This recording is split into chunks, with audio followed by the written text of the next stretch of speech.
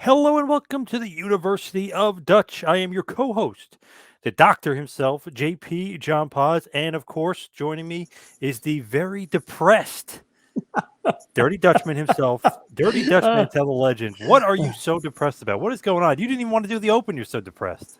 oh, I am depressed. Really. Have you watched the news today? Yeah, unfortunately, yeah. Oh my God. I'm gonna have to say this. I don't care who likes it. Cancel me if you want to. I don't give a shit. Joe Biden is the worst president we've ever had in I know my lifetime. When you leave $82 million, $82 billion worth of military equipment in Afghanistan, and then this Ukraine thing is blowing up. Now we're at war, but we're going to go over there and help them. I don't get it. I don't get it at all. I think if I was Biden, I'd call Afghanistan and say, "Hey, I'll send you some money. Just drive all those trucks and stuff down to Ukraine because Right. it'd be a lot easier than shipping it because they're going to lose it too." But I don't know. It's just crazy. The world has lost its friggin' mind. Oh, I don't know. Thank you, Joe Biden. Then now we got to talk about this pay-per-view, Yes. which was what's the name of it? Against I all guess, odds, 2005. and I'm gonna try to do this, but I am not going to. I'm. Hey, this whole deal could go off the rails. I don't know where I'm going. I'm just all over the place. So I want you to know that. I want all the fans that are watching. I want them to know it too, because. And I'm gonna tell you, when you sent me this, ladies and gentlemen, this is what John sent me earlier in the week just to The refresh official. my memory. Yep. So, being a good co partner with John and Larry, I got to looking at it. Oh, how'd you like my intro song, John? Rawhide. You like that? I love that song. Yeah, it's Oh, awesome. good. That gets me in the mood. If I'd have heard it, I didn't hear it. And I got to looking at this pay per view and I went,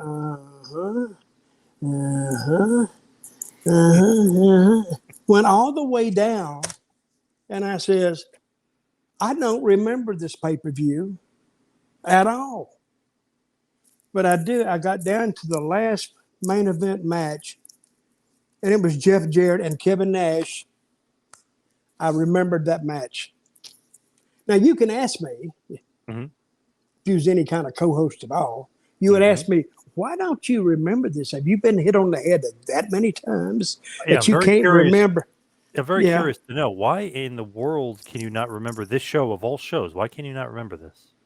Well, because it was a very tenuous point in my career at TNA. Not only me, but several other people. And you sent me some questions, and you says, who was booking at the time? Was it Vince? Was it me? Or was Hmm. it Jeff? Big Or Big Dust. it was Dusty Rhodes who booked this card. Now, how much do you know about Dusty booking? Oh, pretty significant amount, I would say. Pretty good. Hmm. And you've heard the stories that J.J. Dillon told about Dusty, right? Oh yeah, yep. Used to do a show with JJ for a little bit. Yeah, we Well, he talked would about it a he would lot. go Yeah, in there and he'd say, "All right, listen, hey, this is the main event for so and so," because he'd be in it, and he would book his match, which is good. yep. It's okay, and he would tell JJ book the rest of the card, and he'd walk out of the room. So, and I've often referred to TNA during this period as the gang who couldn't shoot straight. I've revised that description. I've revised it to say the gang who couldn't even load the gun. Wow. That's what it was because the left hand, that is my left hand, didn't know what the right hand was doing. Everybody was seemed to be in some kind of a dispute with somebody else. And in my case, I forgot what happened, but when Dusty came in, this was the first time that Dixie Carter tried to take full charge of the company because she looked at it like I guess she didn't have any partners. And since her daddy owned the majority, because she could do what she wanted to do, which in essence was true. She could do, and nobody was there to overrule her. So whatever she made her mind up to do, she could do. But now she says, well, I don't like this creative team. I don't like Jeff, and I don't like Vince, and Dutch gets on my nerves, and you know.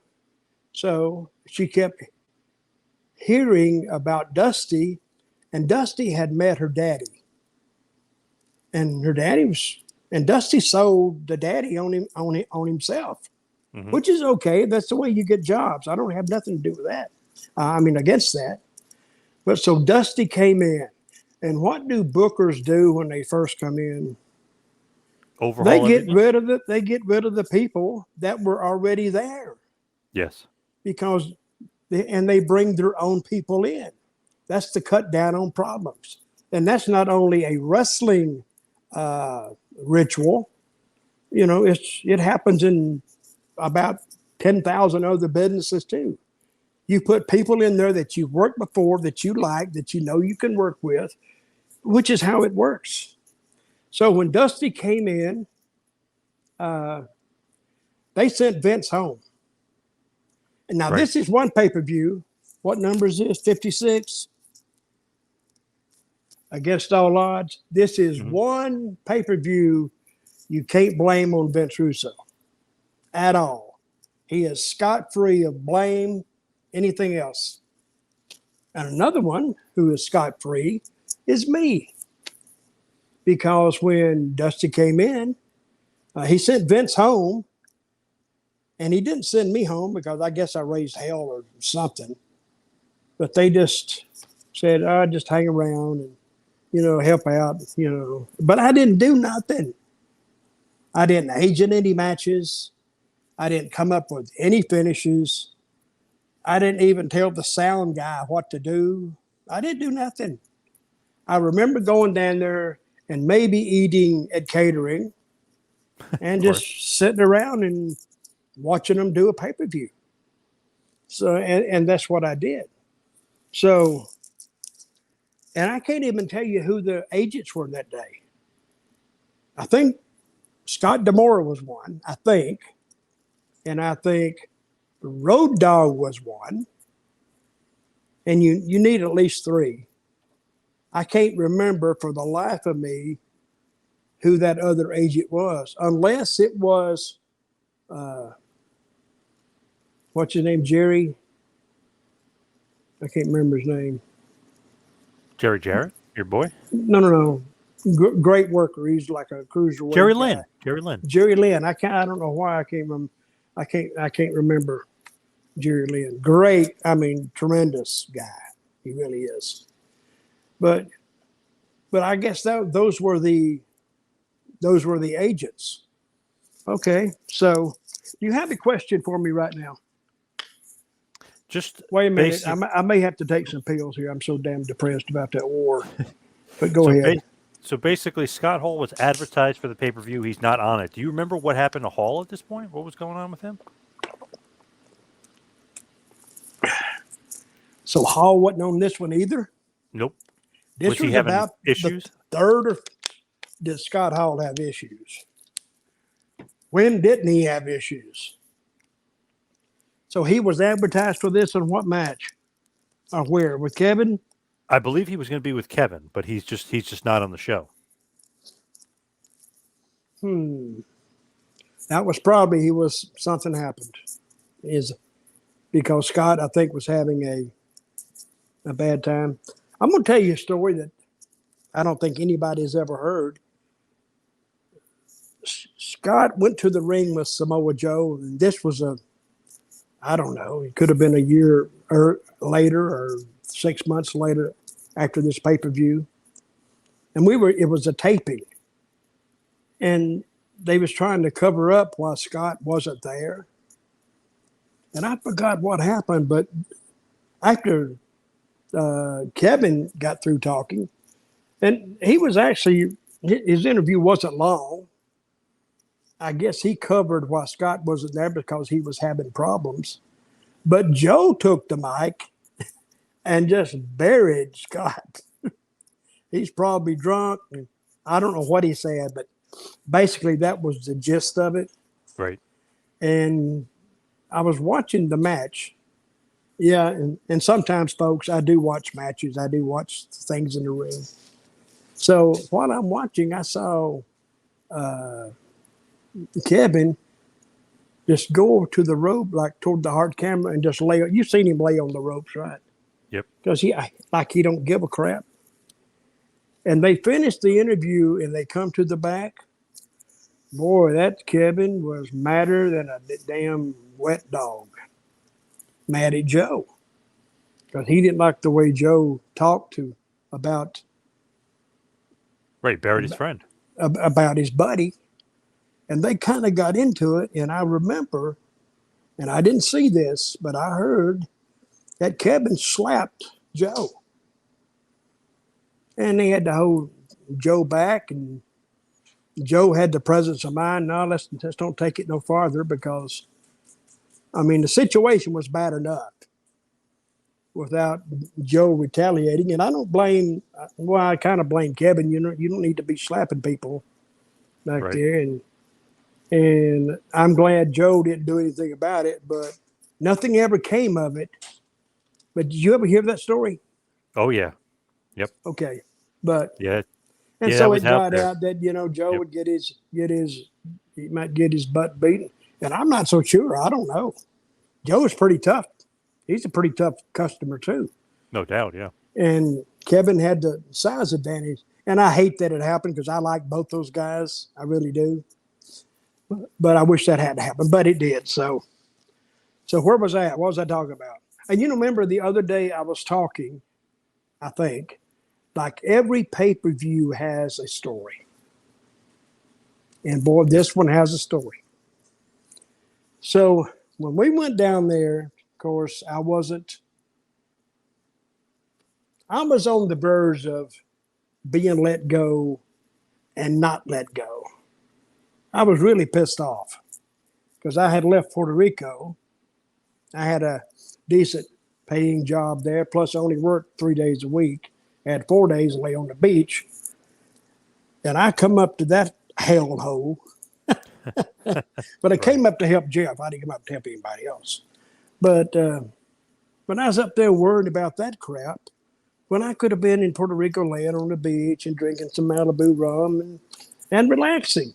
But Right. no, I'm up there helping them, and then the power shifts, and now all of a sudden, well, we need to get Dutch out of here.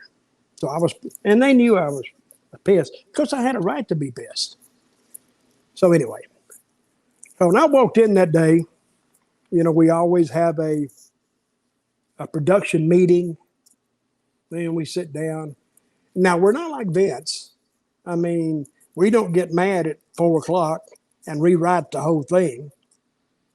But we had this to go on, and Dusty really he booked one match. I think he helped book the last one. And where these lineups came from, I cannot tell you what prompted these matches. And the first match it was a dark match by Delta Slam. You know who they are? Oh yeah. Bruno Sassy and Big Till. Yeah. Do you know them? A little bit. Yeah. They were good guys. They live in Orlando and they love wrestling, and we just use them on the dark match. But and they were funny as hell. They were good guys to have around. I love those guys, and they defeated Lex Lovett and Buck Quartermain. Brother Lex Awful guys. Lovett and Buck Quartermain could walk into a room. I swear to God, I couldn't identify them in a lineup. Really, they said, who did it? I don't know. But and it was it only went 3 minutes and 48 seconds. Yep. Short. Short and sweet. That was short and sweet there. Then you had the Harris boys. Ron and Don Harris defeated Mikey Batts and Jarrell Clark in 3 minutes in the other match.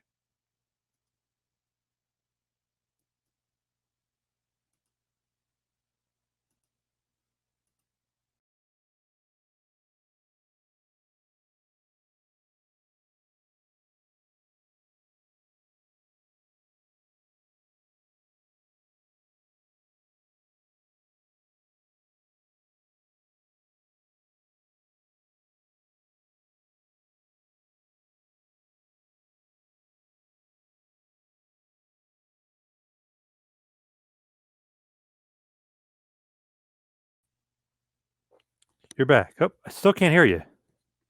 Lost your sound.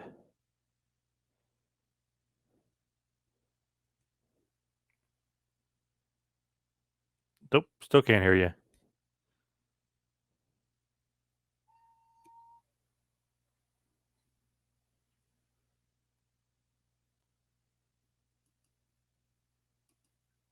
Hello, hello. Nope. Nope, still can't hear you. It's lost your sound somehow. Let me send you a new link. I'll kick out of this. I'll send you a new link. And then we come to my boys. This is dark matches. The Harris boys, the Blue Brothers for people that followed early WWF. Ron and Don Harris. So we just started back our recording. Ladies and gentlemen, we had a little technical difficulty, but I think it was actually John messing with me because he likes to see me upset. I'm depressed already. But and they had a match. They defeated Mikey Batts and Jarrell Clark. Yep. You know who they are? Oh, yeah. Oh, yeah. Smaller guys, though. X Division type guys. But yeah, very familiar with them. And how long did that match go? 3 minutes and 12 seconds, which was 3 minutes and 12 seconds too long. So I'm just saying that. But anyway, now we get into the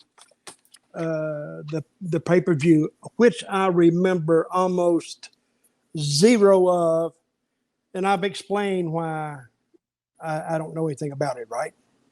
Right. Have I explained that? Yes. Because yes. I was out of power. I was just there. Yep. Basically, what I did, I went down there on a Saturday, spent the night in Orlando, watched some TV, looked out the window, called some people, I guess, anybody that would talk to me. Then I went to the Orlando studios next day about 1 o'clock and just sat around, ate catering, and that's about all I remember. So we can go through these matches.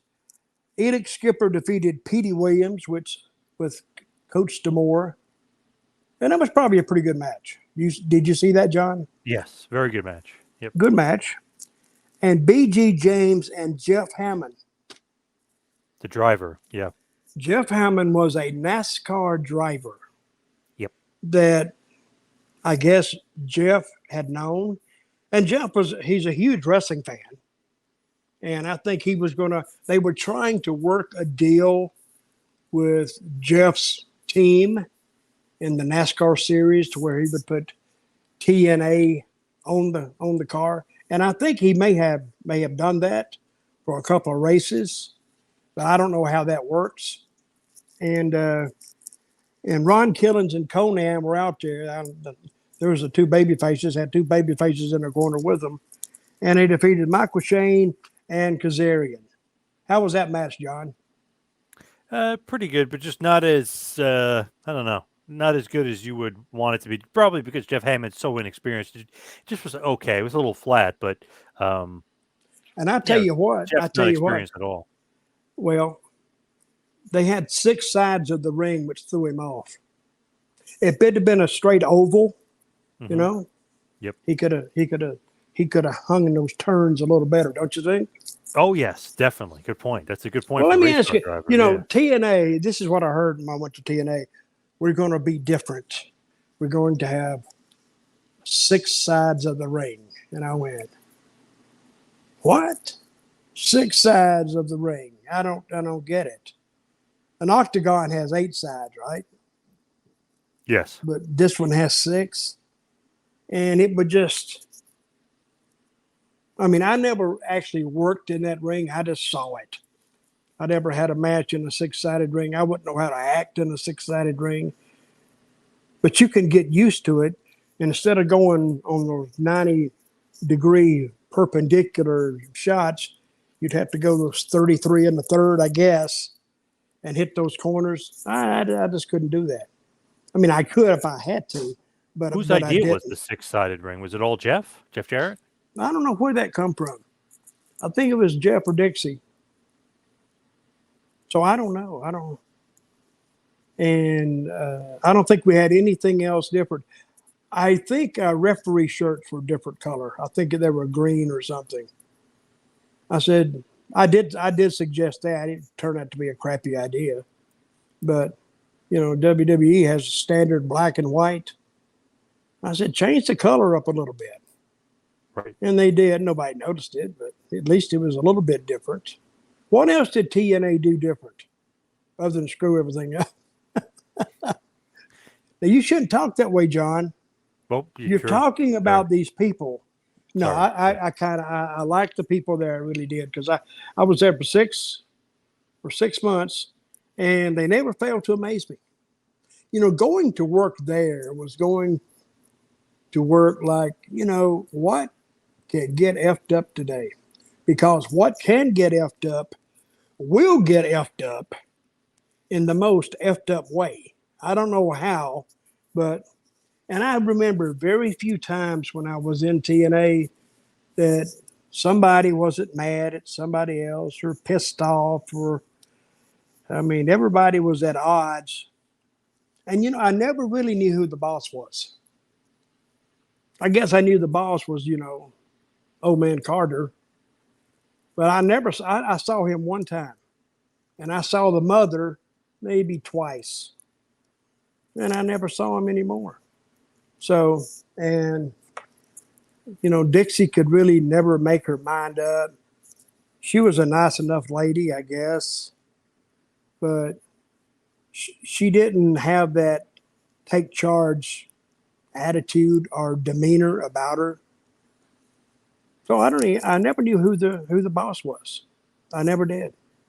You ever worked anywhere like that? No, that sounds pretty confusing, though. Oh, it Like was you're not confusing. knowing, who you're going to answer to. I mean, it's kind of confusing.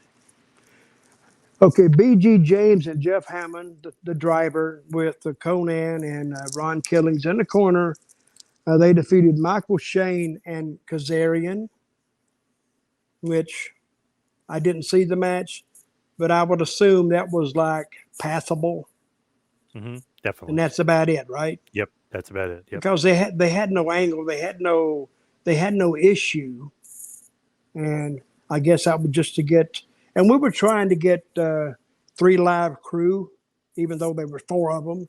We was trying to get behind them and get them going a little bit. And one thing I did notice on this card, did you notice this? No knockouts. Yes, of course. Yeah. Now you can see the need, just God, give me a female. Just give me a girl or 2 girls, put them out there, because it does change the mood of the night. You get 2 girls out there, and if you get more. I started having ideas about creating the knockouts, but the knockouts, I didn't have that name in my head. That was Dixie Carter came up with that. That was a pretty good name. Right. But and I love when they got there, because I think they didn't show up to 2 years later. Yeah. Right? Yeah. Basically 07. Yeah. So, and I could tell you a story about getting them started. You want to hear the story real quick? Sure. You ought to say this, John. And nobody wants to hear Eh, nobody wants to hear those eh, bullshit stories. Shut forget up. about it. I think we were doing a show up in Dover, Delaware, I think, some pay-per-view. And we were reading sheets of paper. I said, okay, let's book the card. It was 3 months away. And finally I just took the paper and just threw them up. They said, what's wrong with you? I said, guys, it's the same names we've been looking at for 2 years. I don't even know why we're looking at it. The names aren't going to change. Let's do something different. Well, okay, what? What? This was Vince and Jeff. I said, why don't we get girls? Why don't we get some girls? And I think some girls, I think Gail Kim was already there. Some girls were there, Yep. but we weren't using them in an active wrestling role. I said, why don't we bring some girls in and have them go for the TNA women's title or whatever? And I remember Jeff saying, well, I don't much like girls. I said, well, we're not booking for you, Jeff. And even Vince didn't much like the idea. Now, you tell me when Vince would turn down a chance to book some girls. Right, never. Because he booked Yeah. all the panties and bra on the pole Yep. and all this kind of stuff. I thought he would just be elated, but he just sat back and he didn't say anything. Oh, he's I taking all mean, the credit for it now. Yeah. he damn sure didn't get excited about it. So finally, Jeff says, "I don't know. They just look so fake." I went, Jeff, I got news for you. It is fake. So maybe somebody needs to spark you up. But that's Right. what we're Yeah, dealing really. with. So, and finally, I almost shamed them into booking some girls. One of them said, I forgot, he says, I don't know how many we need. I said, I don't know, 10, maybe 12. He says, can we find 10 or 12 girls? I said, well, let me see. Wait a minute. I'm a smart ass now. I'm saying the population of the United States, I think, is 320 million. And now that 320 million, half of them, I think, would be female. That leaves us like 160 million women. And I Mhm. think to find the women we need in that age bracket, we'd probably have 20 million, or maybe more, 30. I think we can find 10 women or 12 women, Joe. He said, okay. And now we started bringing some names up. And now we had to contact some of them. And that's where I found Amazing Kong or Awesome Kong. That's how I Right. found her. But I found her through Gail Kim. And Gail Kim, every week at TV or every 2 weeks at TV, she would always say, Dutch, when are we going to get the girls started? I said, I'm trying. And I really was. So she brought a tape for me to see of Awesome Kong in Japan. I went, my God, I'd have booked her last week if I'd have known about it. Yeah. Because this girl, I was watching this match and this Japanese girl, and I can't remember the girl's name. Pretty big star in Japan at the time because I don't follow Japan wrestling that much. They had a hell of a match. They was on the floor, and you know, she's a big woman. And if I'm sitting there and I had never seen ladies pro wrestling before in my life, I would have sworn it was a fight because that's what it looked like. Both of them were hitting each other hard. I mean, not in the face or anything, but it looked pretty damn legit. So I said, okay. I said, I want to book that girl. And Gail said, when do you want to book her? I said, like I said, last week. So we Yep. called her, and then I talked to her. We got her coming in. And that's what started the knockouts. So we had that little tournament up there in wherever it was in Delaware. And I forgot who went over. Kong didn't go over in that one. But after everybody saw Kong, they were all sold on her. Oh, yeah. And I have told so many stories about the girls and Gail and Kong. I mean, a good rating on Spike TV then was probably a 2.4, a 2.3, which was like a million or so people. I put them in a main event. You remember that main event I put the girls in? Oh, yeah. Very We good match. did a 3.4 rating, Wow. which was close to, I think, almost 2 million people. Now, of course, ratings have, you know, the statistics or the metrics have changed since then. Yes. But even when we were averaging like a 2.8, that 2.8, what was bringing it up was the girls. So, and I told everybody once they got in there and I started getting Kong over, it was don't tell me nothing. Nobody had any ideas for the girls before they came. Don't have any ideas now. And we started rolling off that. Then we got the two girls. What were the two blonde girls' name? The beautiful people, Velvet Sky and Beautiful Angelina Love. people. Yeah. And they turned out good. And old Dirty Dog. What was her name? ODB. Yes. Yep. She was good. No, we had some really, really good girls. We really did.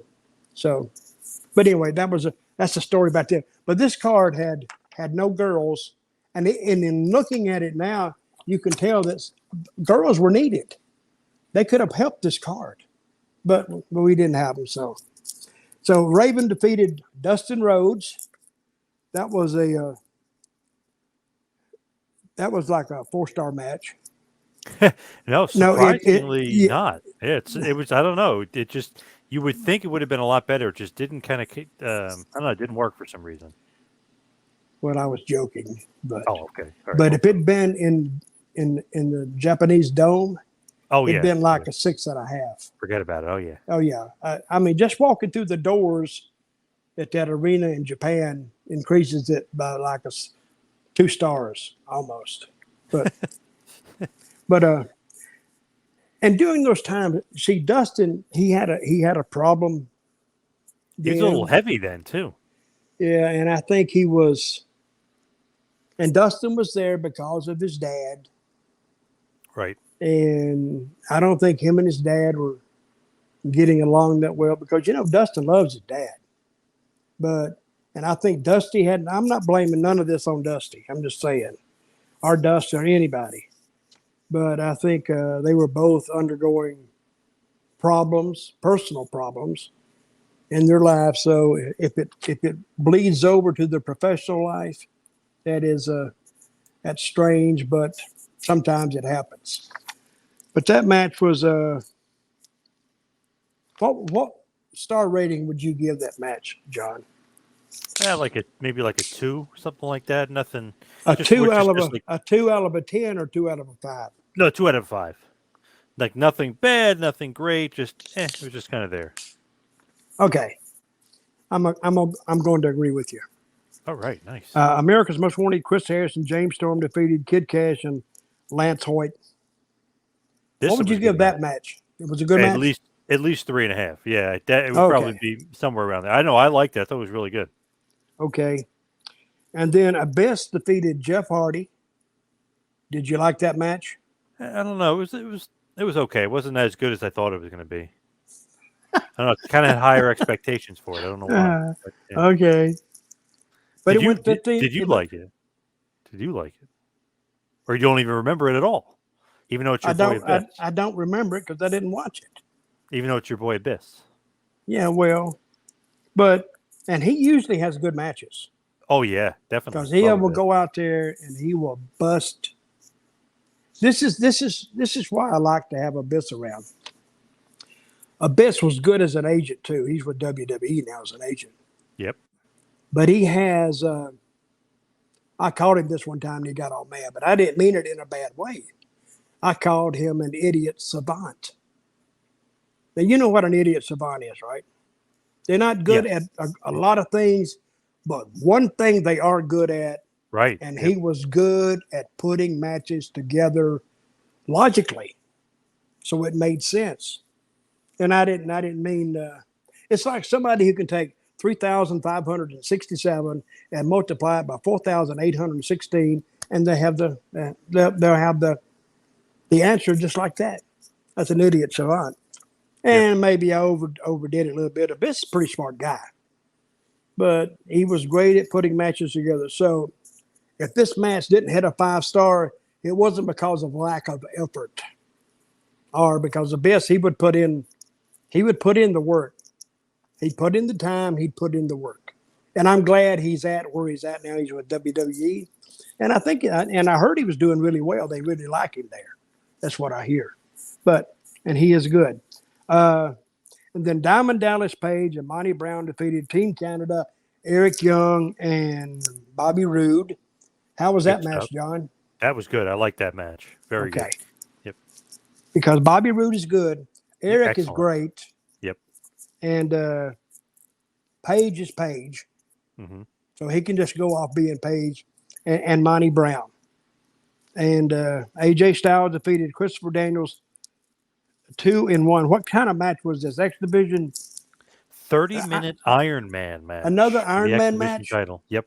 Now remember, Dusty booked, I don't know who booked this now because since I've heard the history of Dusty, you know who I think booked this match? And I may be wrong.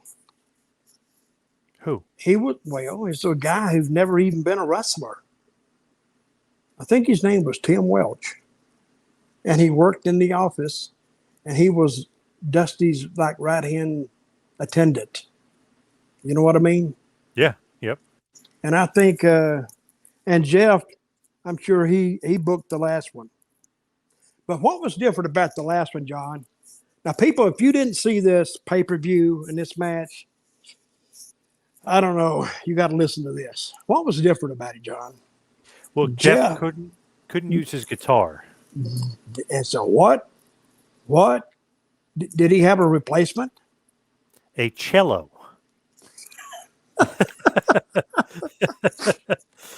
I remember I didn't even know the card when I got down here. I got to Orlando, and then I heard that. I went, a cello, like the big thing. Yes. It's like a giant fiddle or a giant violin. Yep. But what happened, I think, they finally, and so he could comply with the match stipulations. No guitar at ringside. So he brings a cello. Did Jeff bring it down to the ring? Yes. And it ended up being used. Yep. But before they could use it, it broke. Pretty much. Because you can't swing it. Yep. It broke. Yep. They did not plan that one out. Must have not practiced that one in the back. Oh. Now, I don't remember how this cello or even the stipulation you can't bring the guitar to the ring. But I heard somebody said, well, let's use another instrument. Oh my God. What about a cello? And they knew what a cello was. I don't think Dusty knew what it was. I think he thought it was like a fiddle.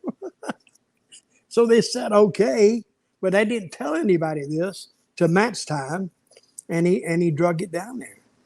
And, you know, they convinced Dusty, oh, it'll be a great deal. And let's just say this pay-per-view wasn't up to expectations because this was 2005. The company began operations in 2002. Yes. Is that when they started? When did they start doing the pay-per-views in Orlando? 04. Victory Road 04. So okay, so this was early of 04. It was early in the run. Yep, very early. For TNA going to Orlando. Yep.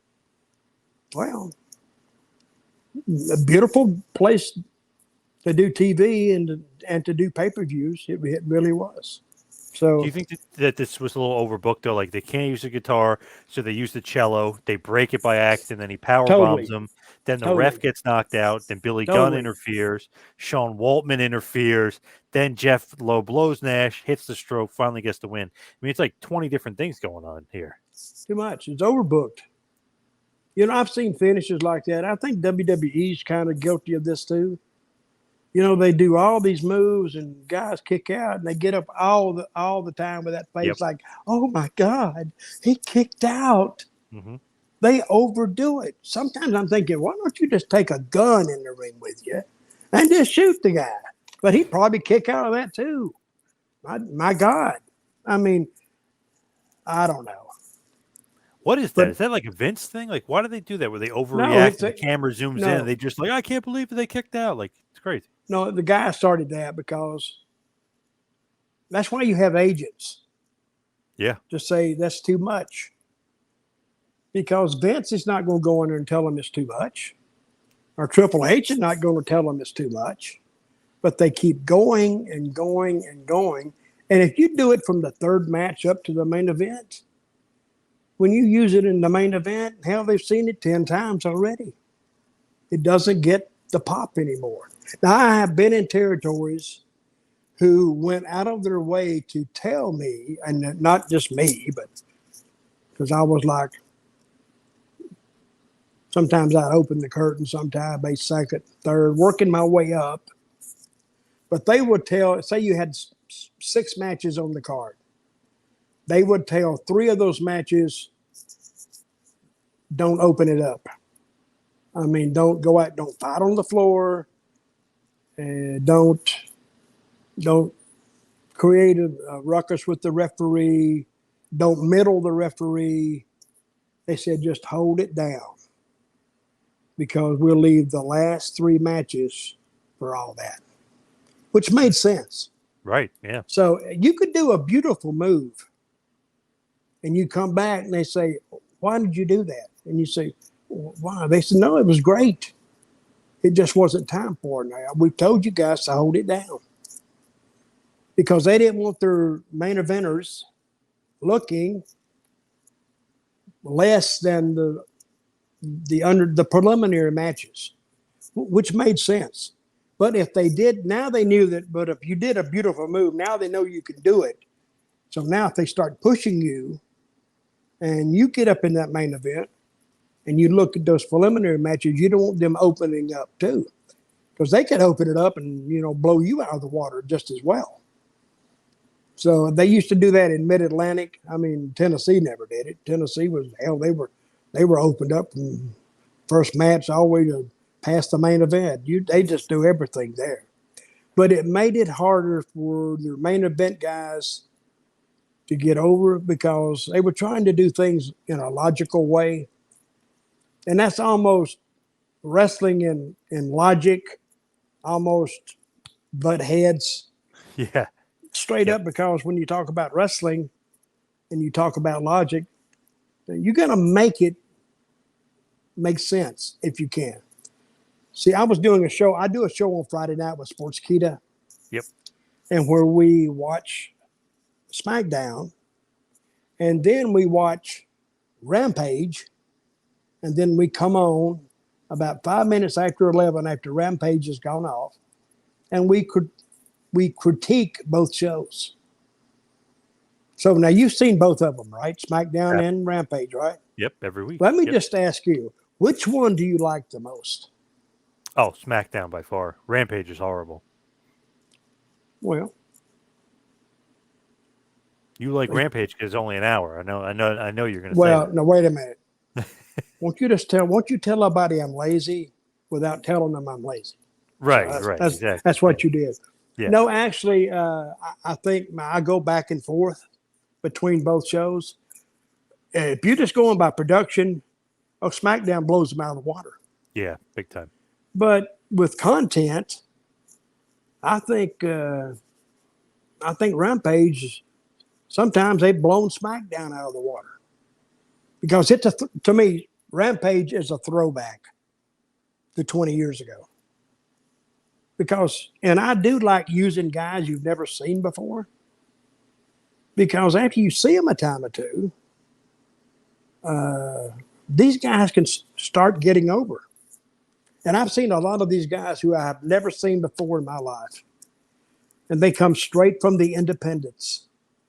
Yep. But damn, those guys can, if they had a little better agenting, man, they could really blow it out of the water, which is very rare for independents to do.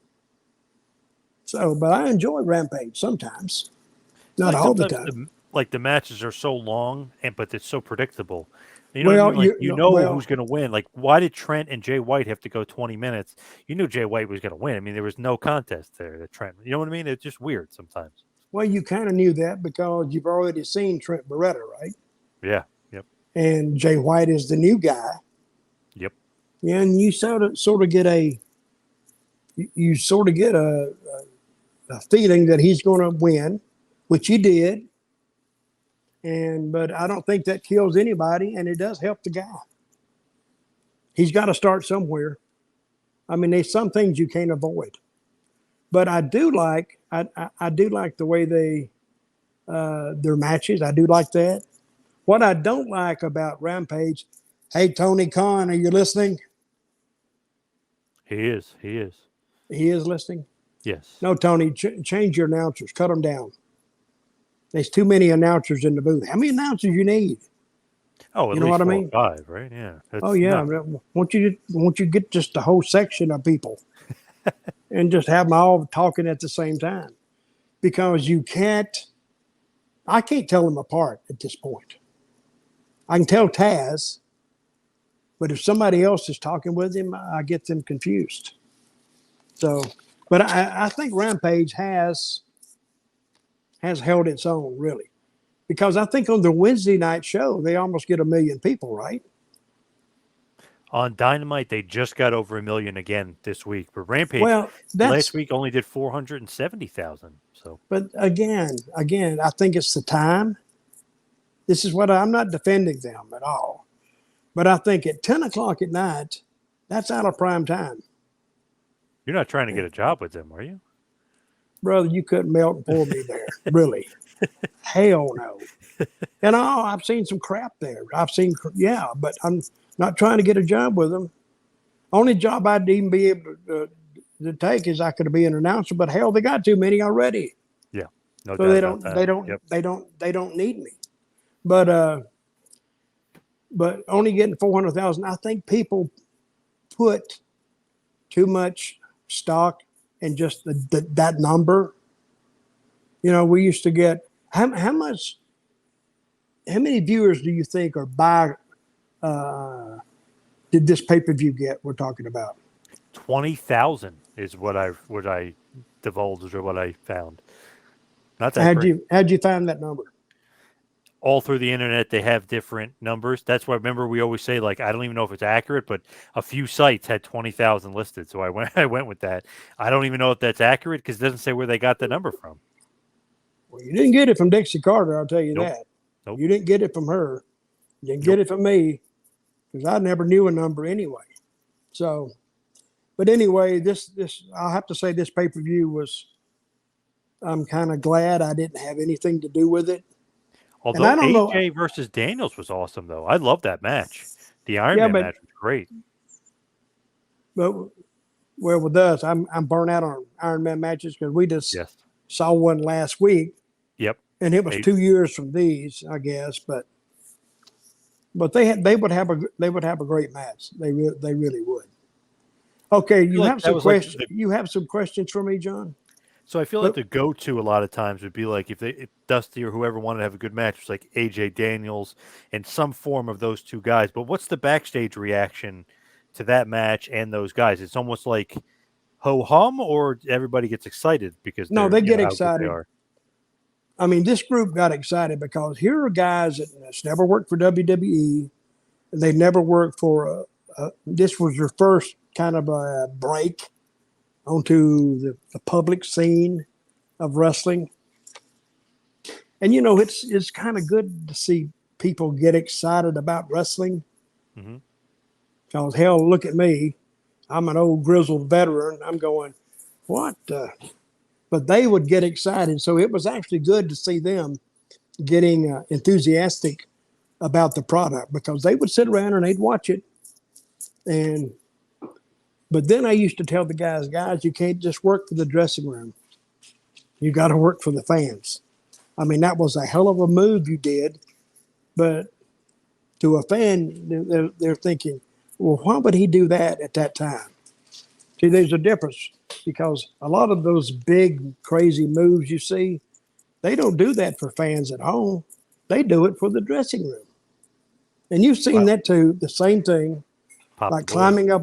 Okay, you go to a little independent show and it's got 100 people there, 125 or whatever.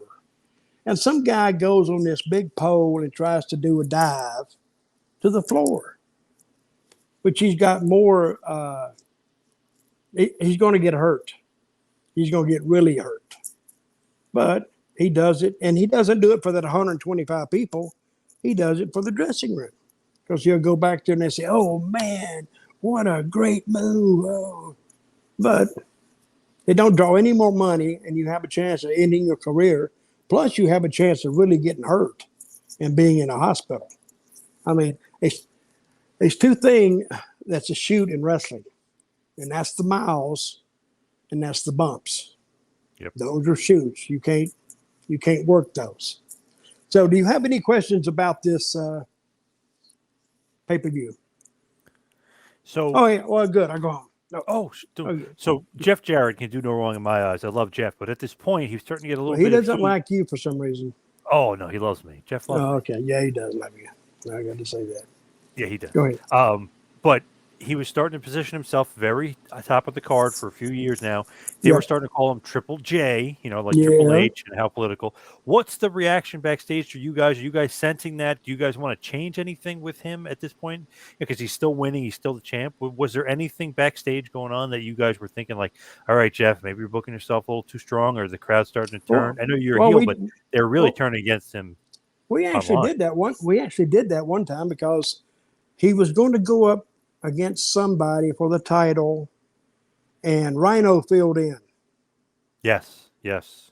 Bound and for Rhino glory. won because I told him, Jeff, if you go out there and you beat Rhino, you can't really beat substitutes that much. Because if you do, and in a championship match, and you're going to beat the substitute, and he said, well, I disagree with you. And I said, well, he's the boss. But in Jeff's defense, he said, okay, let's do business. And he went out there and he put Rhino over. Of course, he took it back 2 weeks later, and that's okay. But so if you had seen the match and he's supposed to go against, say, Sting, and Sting couldn't make it, and okay, who's taking this place is Rhino. Well, right then you go, well, hell, who's going to win the match? Jeff. But he didn't win the match. And now you're saying, wow, they surprised me with that. So, yeah, we have taken that into account and changed it on a couple of times, not too many. But I think we had too many ex WWE guys in there. That was going to be my next question. Do you think Nash getting the title shot and you guys having all the ex-WWE guys at the top, is that a bad thing? Well, since I didn't have anything to do with it, I didn't like it. Naturally. See, this is another thing. I heard one time, I tell bullshit stories on here too. But an old time booker told me one time, he says, I don't give a crap what you do, but always put something on the card that you personally enjoy. Wow, interesting. No, he told me that. He said, so say you have a little, and this is where I got my idea of the loser, the perennial loser. He can't win a match. They even did it with, not Jack Hart. What was his name in WWE? Barry Horowitz. He couldn't win a match. Yep. And he was getting over with that. He'd got attention on him. So what you do is the guy who couldn't win, you take just a guy who's just doing jobs and you put attention on him. So you become the history maker. You know who the booker is for sports? Who books football games? Probably the commissioner. Sports writers. Oh, okay. They come up with all this team hadn't beat this team in 12 years and a combined score. And they come up with all these statistics that says this team had just beat the hell out of this team all these years. So they create the angles. Then you go and play the game. That's what sports writers do. That's the same way with a booker. If you take a guy, he can't win a match, and eventually the people start feeling sorry for him because he could be them. He's going out there and he's trying his hardest and people just abusing him and he will get over if you do it right. The women will start feeling sorry for him because people picking on him and you know where I first got that idea? I was in Tampa during their losing streak. I think it was, they played 14 games a year, I think, back, this is years ago. And they went their first season, they didn't win a game. Then they started their second season, and they couldn't win a game. And they were the laughing stock of the league. And finally, people's going to wonder, when will they win? But then they got to wondering, who's going to be the team that loses to them? See, so you had two things in the fans' mind going on, and that's where I got the idea about the loser gimmick, because, and I was living in Tampa. I was working for Eddie Graham, Florida Championship Wrestling, and the Briscoes were here, and Harley was here for a while, and Dusty had just left. I think went somewhere, but so I went to a game, Tampa Bay Bucks game. People, and they wouldn't sell out. They do 60%. They'd have about 35,000 people there. But the people would boo their own team. And when their team would leave the field after the game, people, their own fans, would throw stuff at them. Oh, it was terrible. It was crazy. But I got the idea. And so when that old booker told me one time, I think it was Tom Ernesto, who was one of the world famous assassins, and he was my mentor. So when he told me these things, I listened, because you'd be surprised the things you learn just by listening. So he said, always book something you personally enjoy, and that I always personally enjoy, because you can laugh about it, you can joke about it. Yep. I mean, it's not really violent to where the women they don't like it, or the kids, and then you could take that, and then finally when you have a heel, really get on him, because that's like beating up your brother, because you kind of know this guy. I mean, I've seen some people, you could beat them till the cows come home, nobody gives a crap. But some people, some wrestlers, if you can touch their heart, and a big old nasty old heel beats him up, people legitimately get mad. I mean, even today, they can legitimately get mad. Even after every dirt sheet they've read and everything else. And how old are you, John? Gonna be 40. Okay, let me ask you something. Have you ever legitimately got mad at a heel wrestler? Probably when I was younger, for sure. That's what I'm saying.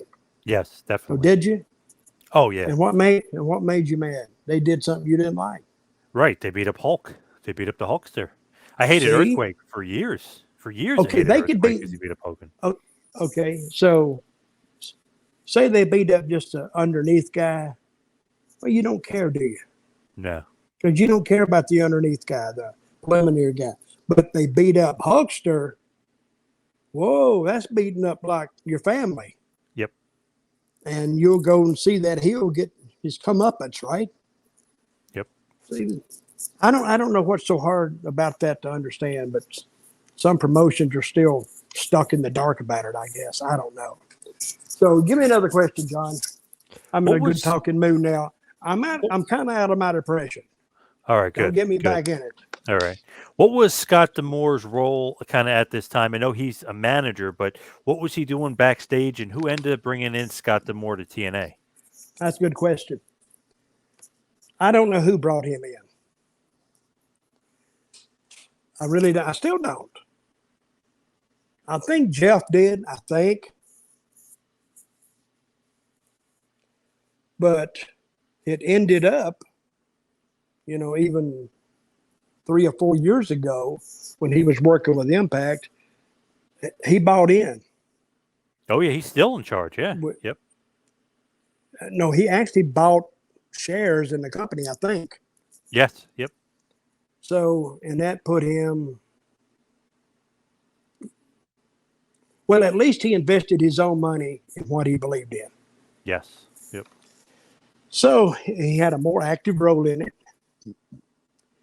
They keep those things quiet.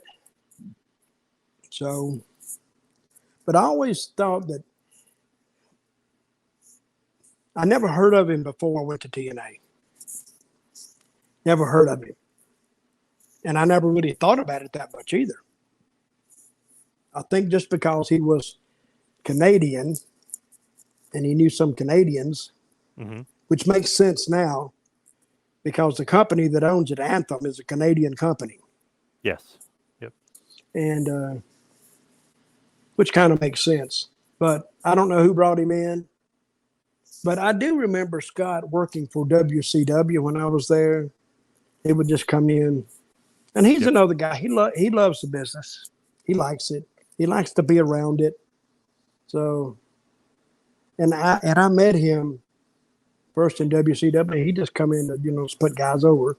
So, and as for the question of who actually booked him, I don't know, and why he was there, I don't know, and so I don't know Probably Jeff. unless Let's blame Jeff. I told you a lie, which I could very easily.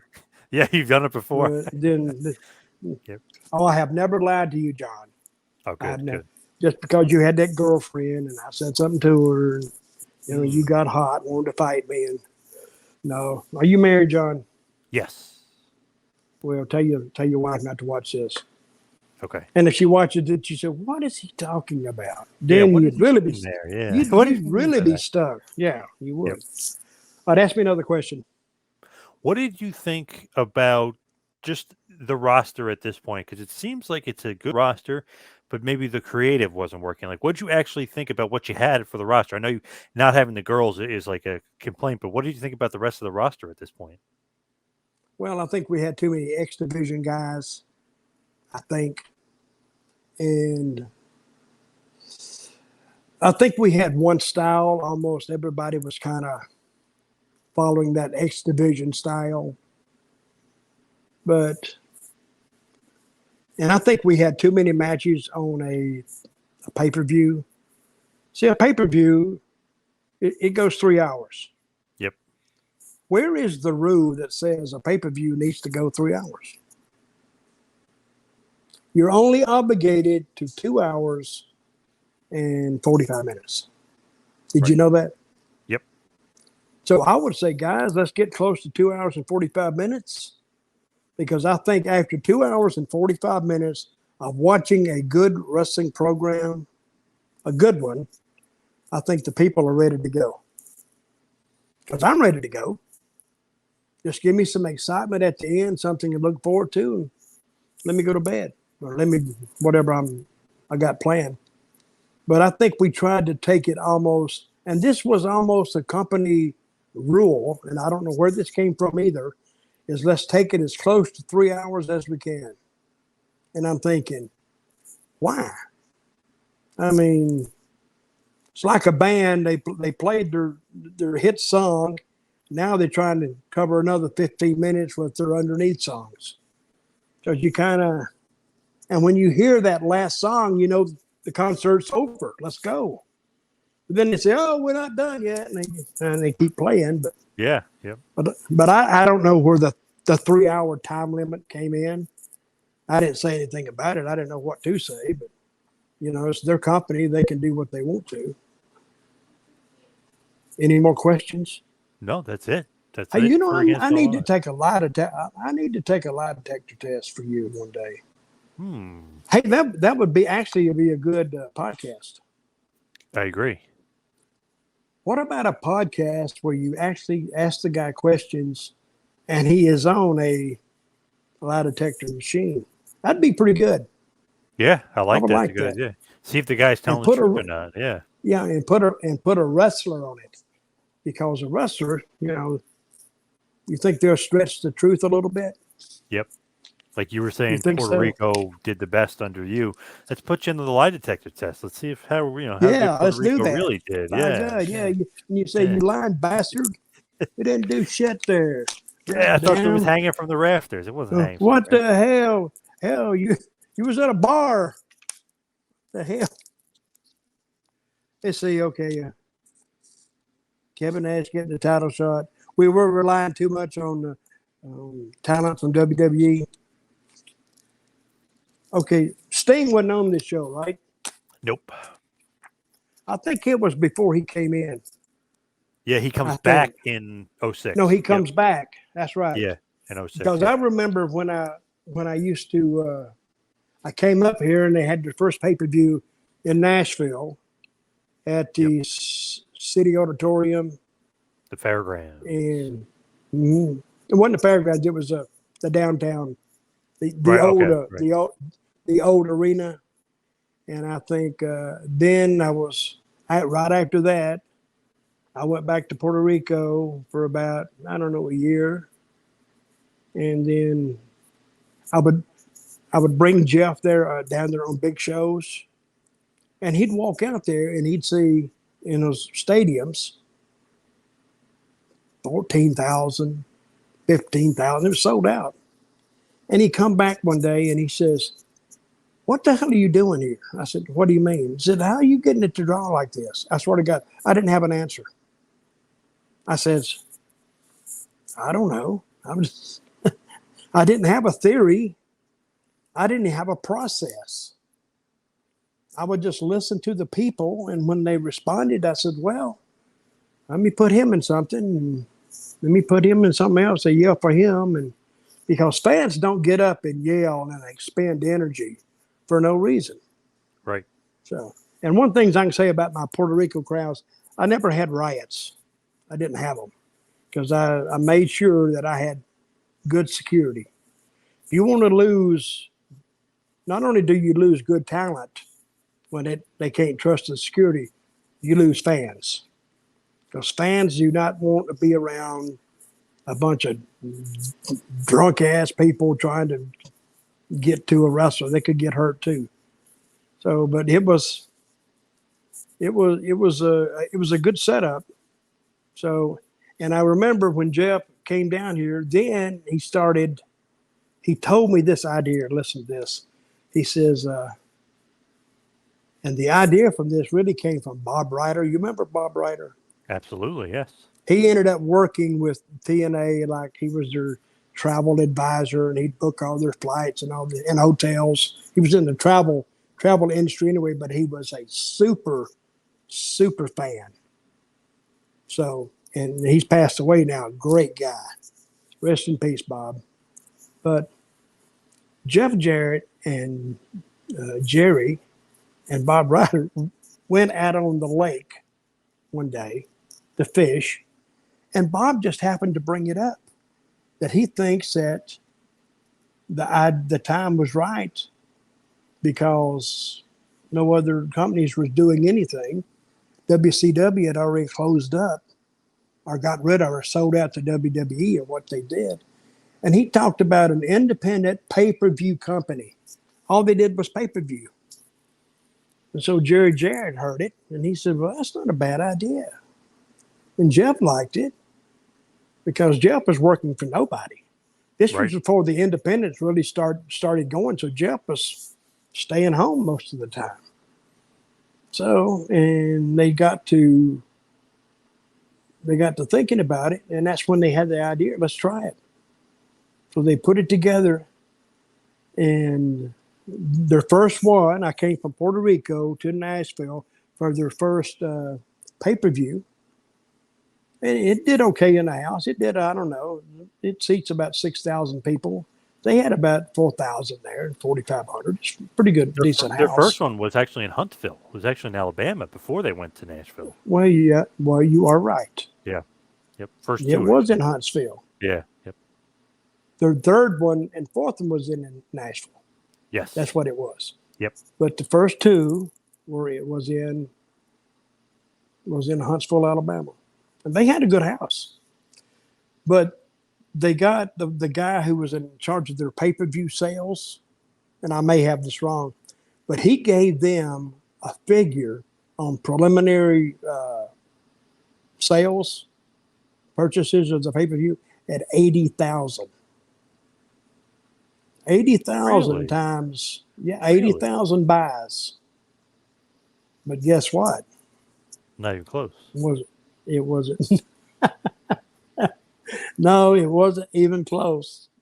And I remember Jeff and Jerry, they went out and they bought all this stuff because they said, man, if we did 80,000, we got to improve this and improve this. And they were putting money back into the company. And then the guy somehow, like in the next 3 weeks, somehow let it be known that he had miscalculated and they had done something like 10 or 12,000. Wow. So it was a mess. So no sooner than TNA opened the doors, they were almost closing the doors because of this guy. So then, but they, and that's when the Carters came in, and they come in at a good time. And a lot of people say a lot of things about Dixie. I kind of liked her, even though she was crap disturber sometimes. But but without the Carters, TNA would never got past the fourth week. They would already been out of business. So that's just some of the things that I heard. I don't know. I think that's possibly true. So, any questions about that? No, we can probably cover that another time for sure. We definitely will get into that eventually, but the history of you and Jeff, we're going to have to get into as well. I can't get into that. Oh, why not? That just gets well. It's really kind of it's personal to me. It really is. Now when I met Jeff, we'll get into it more today. personal. But Yeah, when oh yeah, I did. Well, I call him sometimes. But you know how old he was when I met him? 10. 14. No, he's a little older than that. He's about 13, 14. And what he was doing, he was actually selling concessions for his grandmother, Teeny, that's Jerry's mother, Right. on her spot show. She'd run spot shows. And he'd go up there. He told me one time, he says, hell, I was making more money selling concessions than I was wrestling. I said, really? He said, oh yeah. I said, but why did you get out of it? He said, well, I knew there were bigger organizations out there, but what he did, he started watching it when he was a kid, like a lot of people do. And Teeny'd always been in the business too, because she'd worked for the first promoter in Nashville. The first well-known one was Nick Goulas, who was the cheapest promoter ever in the world. He used to use some Mexican guys. And one time, one Mexican guy went up to Nick and he said, Miss Unique, I only make $70 that week. And Nick said, God damn, boy, it ain't what you make, it's what you save. Wow. Pretty cruel. Oh, man. So, but Nick Goulas he's a story all to himself. So, Yes. But anyway, yeah, we'll get into that someday and some other stuff because I think that's what people want to know about wrestling. Yep. Not about the match. How was it? It's okay. This match, yeah, that's okay. But they want to know what happened in the dressing room. What happened on the way back? Joe, stuff like that. Yeah. On the way back from the town, the car pulled over and they got in a fight. So here's another story. Tom Pritchard was really mad. Tracy Smothers was really mad at Tom Pritchard one night. Right. It's the Smoky Mountain days. So they were in two separate cars. One was driving, one was behind the other one. And Ricky Morton, the shit disturber, he had Tracy in the car, and he said, Tracy, I don't know what Tom did, but you shouldn't let that go. And he just started gigging him, getting him going. Tracy was getting all worked up. And he said, well, I'll tell you what, if you want, he's right behind us. He's in that car and it's been following us all this time. He's right there. Why don't we just pull over and get this settled with? We'll pull it over, damn it. He got Tracy, and he's gone too. So God rest his soul. And Tracy's an excitable type anyway, and I loved him to death. So Tracy got out, and Ricky said, hey, he wants to see Tom. So Tom walked back there, and they started arguing. And one thing led to another, and he said he wanted to fight. And Tom said, okay, well, let's fight. And they started fighting, but mostly it was like a wrestling match, They would swing and duck. They'd take each other down. Nobody was really doing any serious damage.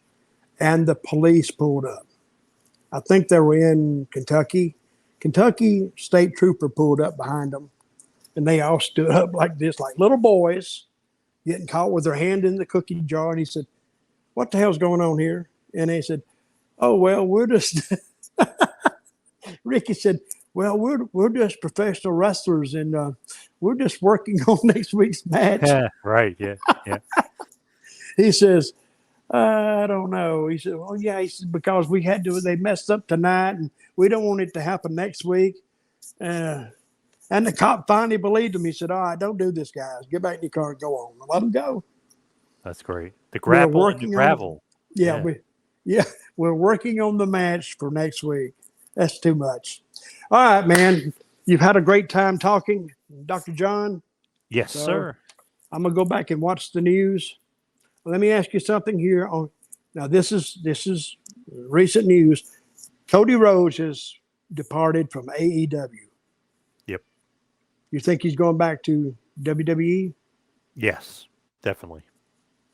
Do you? I do, because I think he's got a great story. I may have told you last week. I think what he should go back, he said, "Hey, my daddy always told me not to book TNA for one thing." Don't do that. But he said, Right. he said that was the way my daddy did it. That if you're in one place, one company, one territory, and then you wonder, could I make it anywhere else? And that's why he went to AEW, and he made it there. And he says now he's ready to come home. I I think like that it. story might get over. I like it. It's like he calls WWE his home, and you're always going to have the hecklers and all this, but I think that might work. Okay, what just happened today, Cesaro left WWE. Yeah. Yep. Contract ran out. Where do Yep. you where do you think he's going? Oh, I would imagine AEW is going to scoop him up pretty damn fast. ROH, if they return, should definitely try to get him too. He seemed like he would fit in there. Impact, he would fit in. New Japan Pro Wrestling, he would fit Yeah. in. But I bet you Tony Khan probably already called him. Mm-hmm. What about Well, you? Where's he going? he's got several places to go, but I don't know if it's because I think everybody can say that WWE mistreated him, and I think I'd have to agree, especially when I was with him, me and Jack, when we were with him. I think they didn't give the team a chance. They should have given the team a better chance than what they gave them. But that's what he's been doing. They let him try to get a restart about a year ago, Yep. and they kind of screwed that up too. So, Yep. but see, now I have heard that WWE has made more money in the last year with that Saudi deal and that not touring. They made more money than they've ever made before. Yep. And I believe that. Yep. So I think they're going to try to, if they wanted to sell that company, what do you think they could sell it for? I would say at least $6 billion, at least. 6? Yep. I wouldn't, well, hell, I don't know nothing. But I was going to say 5. Okay. All right. That's $5 fair. billion. I mean, it's just if you got $5 billion, just walk in on it. That's Yeah. what would they do with their stockholders? I don't know. I don't know how that works. I don't either. It'd be interesting though. Yeah. Hey, did I tell you about 2 years ago, I put something out on Twitter? Did I ever tell you that? No. I said recent rumors out of Stanford Oh, has it that WWE is presently for sale and is going to be changing hands or something in the next 2 months. Oh, and I just put that up there. I was just playing one day, and I put it up and walked away. And then I started reading a bunch of places. Oh, Dutch Mantell said, and Dutch Mantell yeah. said, and Dutch Mantell. Well, I didn't really say it. I wrote it. I didn't say anything. But everybody Right. thought, well, he would know. I didn't know. No, I just made it up. And that's what I'm saying is when you start believing the dirt sheets, Meltzer, he don't know. He may have talked to somebody, but doesn't mean he got the truth.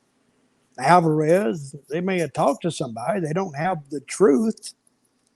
Me, I didn't talk to anybody, but my truth is as good as their truth. So, but anyway, John, I'm going to let you go. I'm going to let you go so you can go in and finish that 6-pack off. And Hell yeah.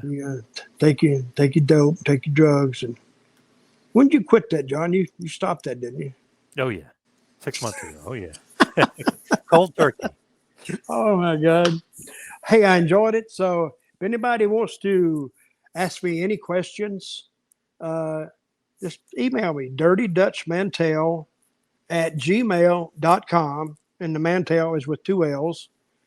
I am working on getting my website. I'm going to change companies. I'm just going to dump them all. So I bet you're saying, John, damn, they didn't have this much trouble with the damn internet on the moon landing. And they didn't. Yep. I mean, I've just had trouble with it, and usually I just leave it alone now. So we'll be back next week. What are we talking about next week, John? Against All Odds 2006.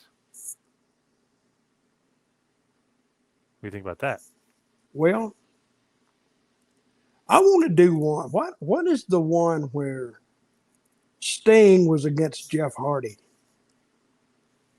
when they stopped the match? Drunk, yeah. What year was that? That was after 2010, right? I want to say it was 2000. So it's Victory Road 2011. How do you know all this stuff, John? I just looked it up, but I remember it was during the Bischoff era because Bischoff comes down, and that was 2010, 2011. So I just looked it up. Victory Road 2011. Yeah, I wasn't even there. So that's another than I wasn't there, but I could actually. But hey, listen, I could say I was everywhere. How many people check this stuff? You do. But if you don't say nothing, we could actually take all these wrestling fans and literally lie to them. Oh, no doubt about it. And they would never know. Not that I would do that, of course. Of course. Because I love wrestling fans. You know what I like about going to conventions, fan conventions, and you meet everybody? Somebody said, do you like to see the guys that you used to work with? I said, well, yeah, kind of. But I said, I hated most of them back when I worked with them, so nothing's changed. But I like to really talk to fans because all the fans have great stories. Stories you've never heard. And sometimes they're fans of yours or mine, and sometimes they're not. But, people are very friendly, and I have a better time talking to fans than I do talking to the guys I work with. Because they're exciting to me and they're enthusiastic, and I enjoy that, and they do too, or they wouldn't come. So, all right, John, 2005 next week or 2006? 2006. Yep. And it's what again? Against All Odds. Okay, we're just going a year ahead, right?